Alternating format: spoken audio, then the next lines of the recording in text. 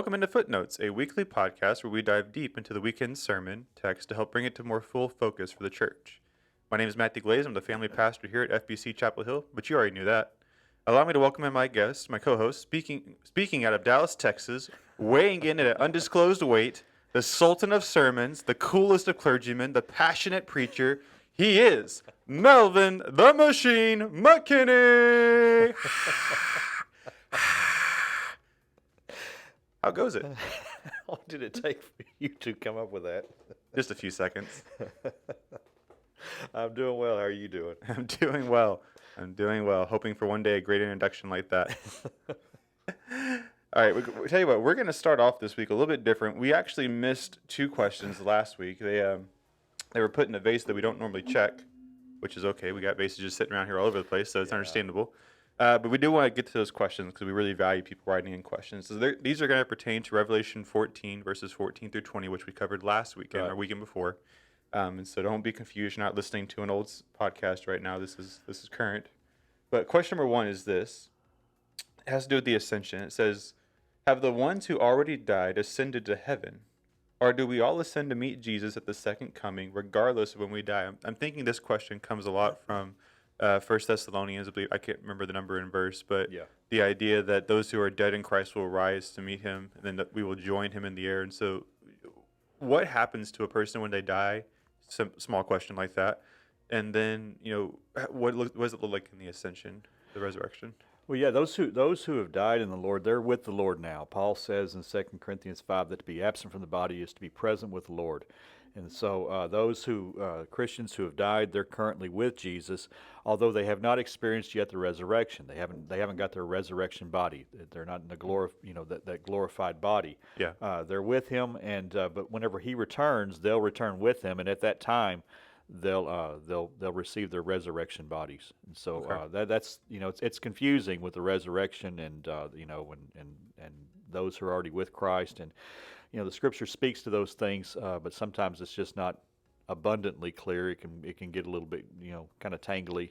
2 Corinthians 5 is a fantastic passage, but not an incredibly easy one to understand. But according to that passage, to be absent from the body is to be present with the Lord. That much is clear.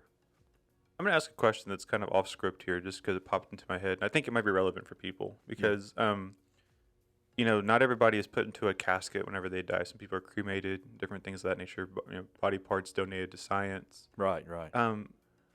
How does that work, especially for a person who's cremated? I mean, if their body is burned into ashes, I mean, I'm sure the Lord could just do whatever he wants, but how do you understand what happens for that person as far as bodily resurrection eventually at the second coming?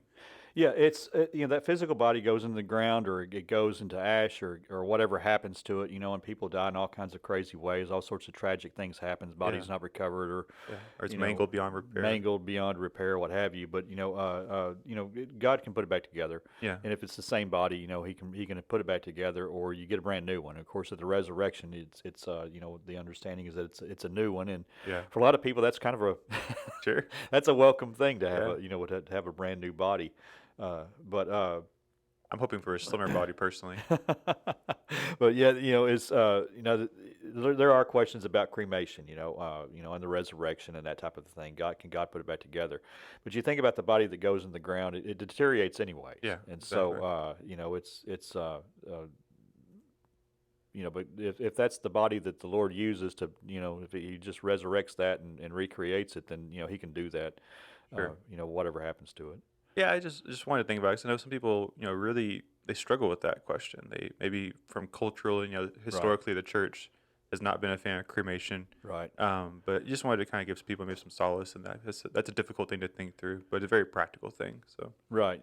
Yeah, you're right. And it's something that the church has struggled with, the idea of cremation in many ways. Many people have anyways, and the Jews particularly, they I don't think they typically consider cremation an option. They have a high regard for the the human body and the idea of destroying it or what have you is something that they're not fond of. But I mean, it's not the individual. It's not the person. Yeah. That's the thing, I guess. And so is cremation a sin? I don't believe it is. Sure. But it's just a matter of personal conviction, I suppose. But the Lord can overcome anything.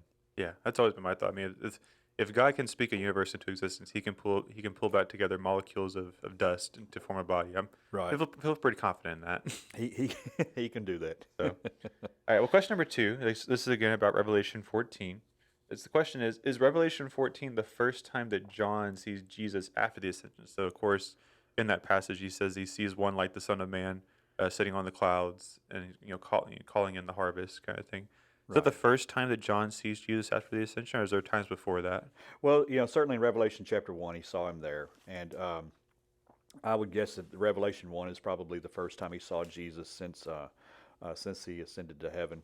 But of course, in Revelation 1, he's communicating with Jesus, whereas in chapter 14, he's having a vision. You see him in Yeah, action. he sees him, but it's not like he's interacting with him in chapter 14. He's seeing a vision as certain events unfolding. But in chapter 1, Yeah, it's Jesus he sees there. it's very much a conversation in Right. chapter Yeah. one as well. Yeah. Which, There's the interaction between him and the Lord there in chapter 1. yeah. Okay. Well, that gets to us questions for Revelation 14. So again, thank you for those who submitted questions. It's super helpful. We've got a few questions this week about Mark chapter 10. So as you know, we are in our new Christmas series talking about Christmas and Jesus' words this year. And so yesterday we looked at Mark chapter 10, verses 35 through 45. Love that passage. Fantastic passage about Jesus teaching on why he came. And of course, it ultimately comes to this point of how he came to serve and not be served, but also to give his life as a ransom for the many. So, Right. fantastic passage. What would you say is the main point you were trying to drive home yesterday in the sermon? It's verse 45 is the key, and the key to the passage, key to the chapter. Really, Mark chapter 10, verse 45. That statement Jesus gave there.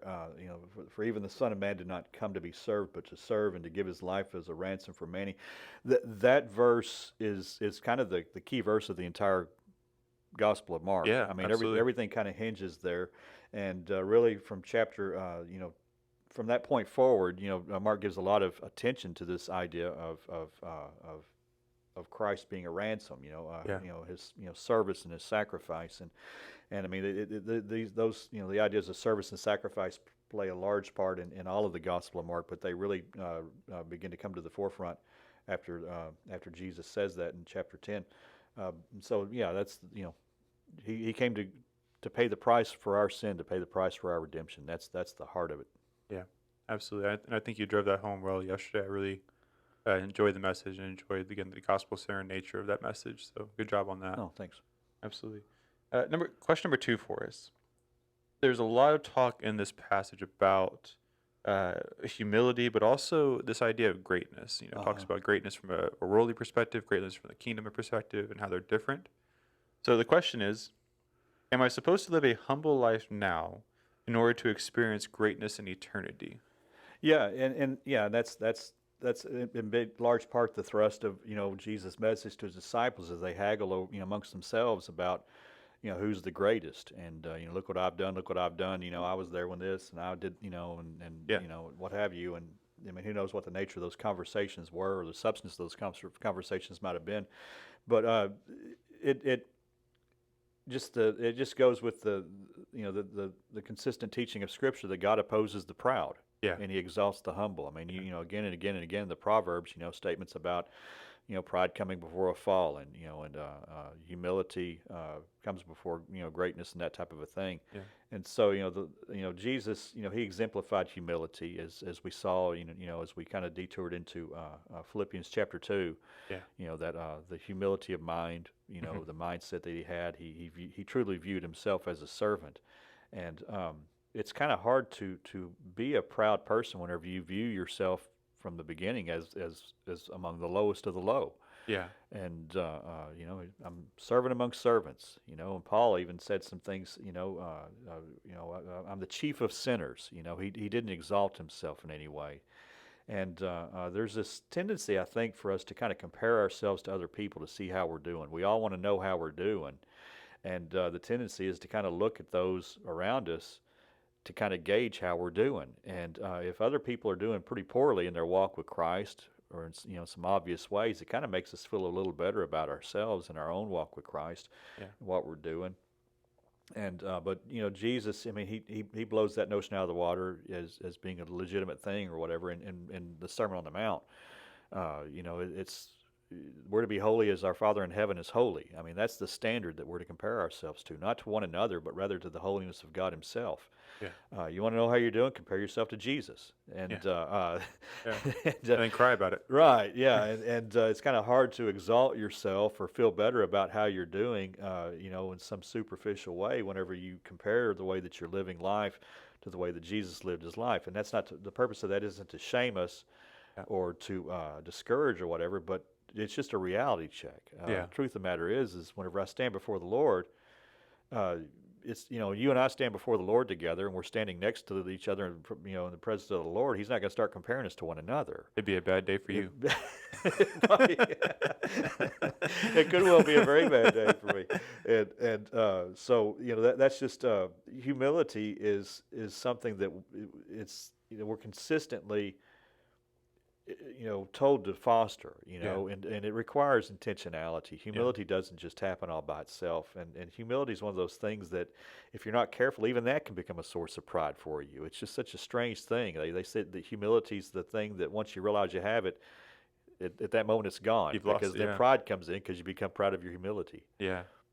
I think it's important to think about this too, because we have some false notions, I think, at times about heaven and about being considered a faithful servant to the Lord and all these different things that we don't live lives of humility, we don't live lives of service just simply because we hope one day that Jesus will say, "Well done, good and faithful servant." Right. That's a motivation. I understand that, but we don't live humbly in order that one day we get all these great blessings of Right. crowns and all these jewels and a prime place in heaven, real estate. It's not about that.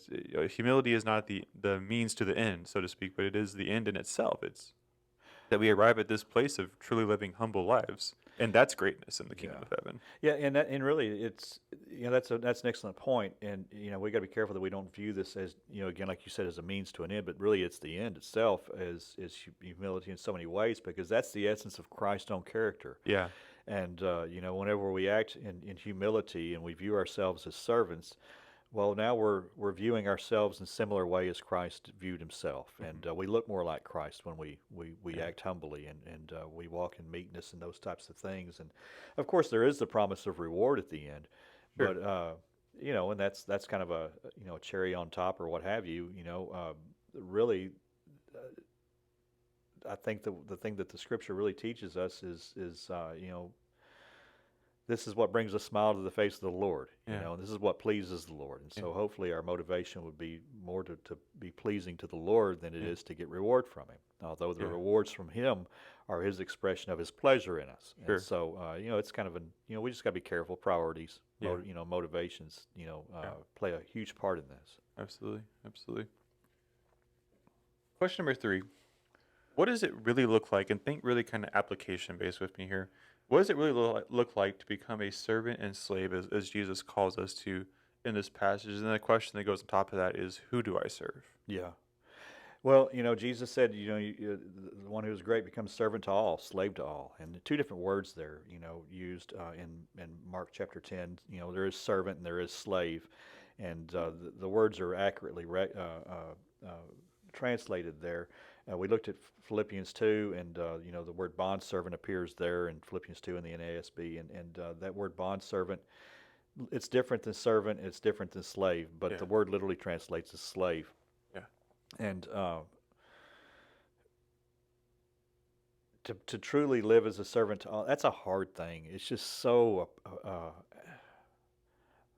it's just such in such opposition to our nature and our natural inclinations. Well, I think that the scope of it too. I mean, that word "all" is not a limiting thing, and it's all encompassing. And so, not only do I serve the Lord, I serve my brother and sister in Christ, but I also serve Right.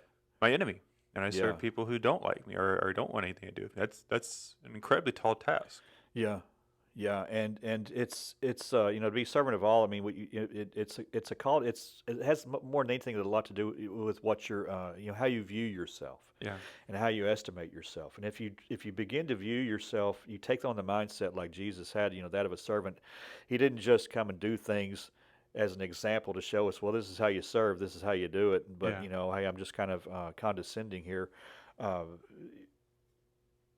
you take on that actual mindset, that's a very helpful thing to do. I mean, where you Yeah. legitimately view yourself as being probably the lowest person in the room, it's a helpful thing. Because it just builds into you the assumption that I'm here for them. I'm here for for their purposes or what have you. Yeah. And if we actually begin to operate under that, then it'll revolutionize life. I mean, Paul Sure. kind of talks about the same thing. Again, going back into Philippians chapter 1 and 2, particularly 2, he builds it. But towards the end of chapter 1 in Philippians, he's starting to talk about unity Mm-hmm.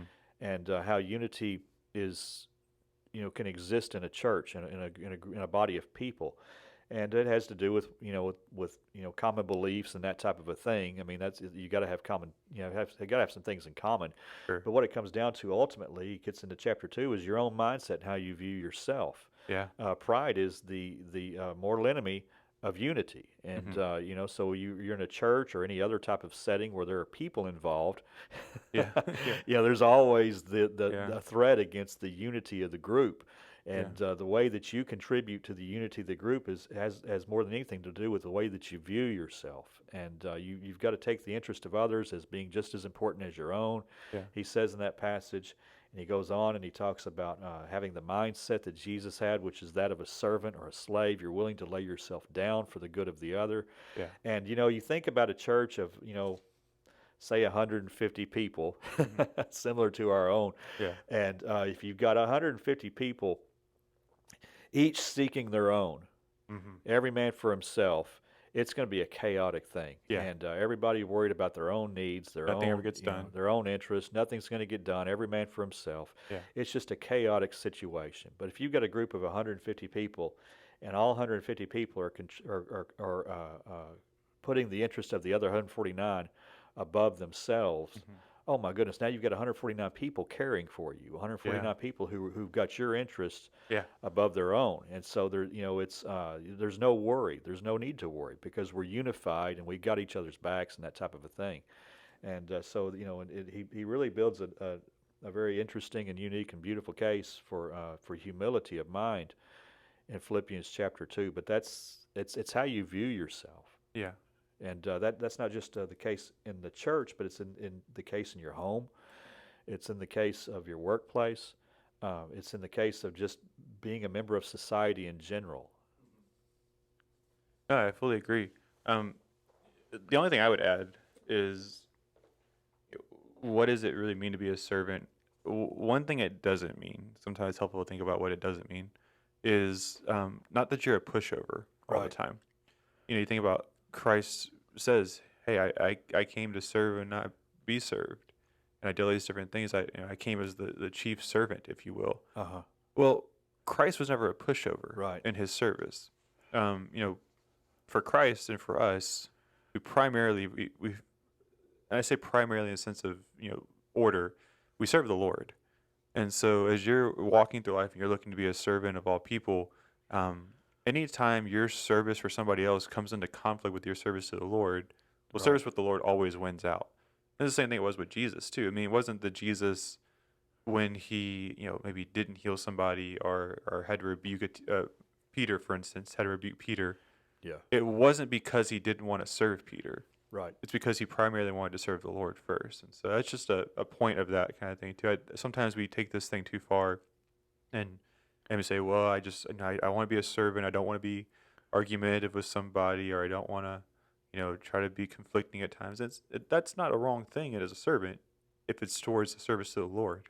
Yeah, service to, yeah, and I'd add to that this also is that being a servant to everyone, it's kind of goes along with what you're saying. You don't abandon principles, Exactly. and it doesn't mean you just do whatever anybody asks of you and that type of a thing. Yeah. And 1 Corinthians 13 comes into play here. The love chapter. Yeah. Where Paul talks about love is patient, love is kind, and all these various things that love is and that love isn't.